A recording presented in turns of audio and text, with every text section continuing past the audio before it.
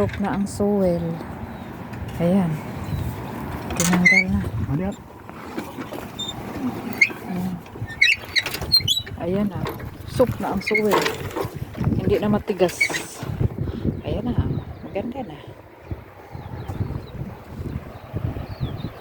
Maganda na siya.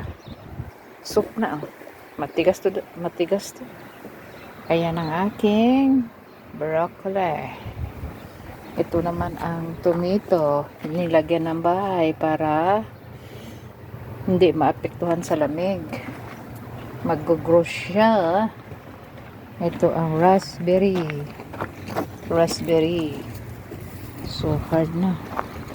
Yan, re-rip na. Ayan, re-rip na naman. Ayan, soup na. Oh, soup na talaga siya. Ganon pala. Pag may ganon sa probinsya, yung mga lupa na bakante doon, pero mahal ang gasolina. How to do like that? Mahal ang gasolina. Ayan na, maganda na, nilelevel na niya. Hindi na matigas ang soil.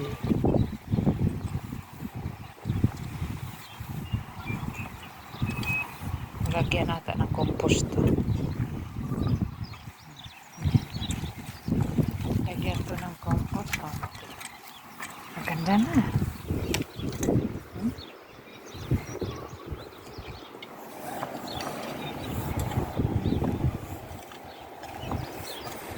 Masipag ka sa New Zealand. Anuhin mo yung mga hills dito. Okay. Makaharvest ka ng maraming mga gulay. Masipag ka lang. Ayan. Hindi na siya tigas. Makagrow na ng gusto ang potato. Amit potato here. That's good enough. Oh, yeah, it's not so hard, the soil. It's nice. You have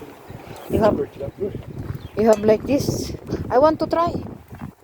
Look, and pull you around the paddock. They're hard to hang on to.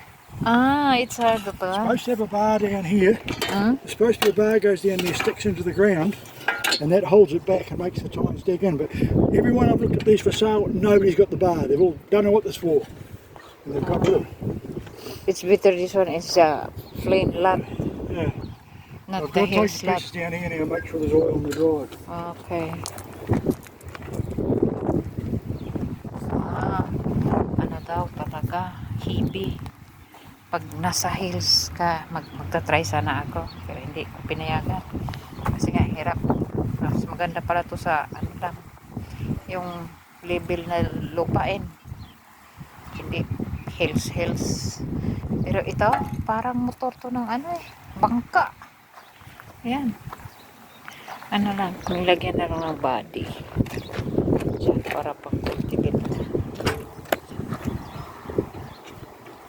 Ah, it's hot. That's hot, yeah. No more gasoline? It's bearing something. Bearing on me.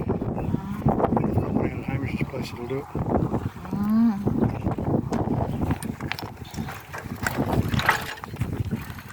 Na